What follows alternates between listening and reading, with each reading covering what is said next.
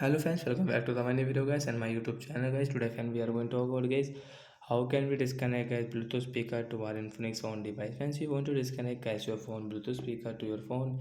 So how can you disconnect today friends? I will show you. I will tell you in this video.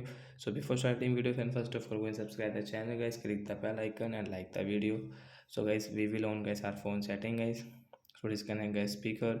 So after on phone setting how can we disconnect friends? You will have to click on guys your phone more connection, tap here and friends click on your Bluetooth setting.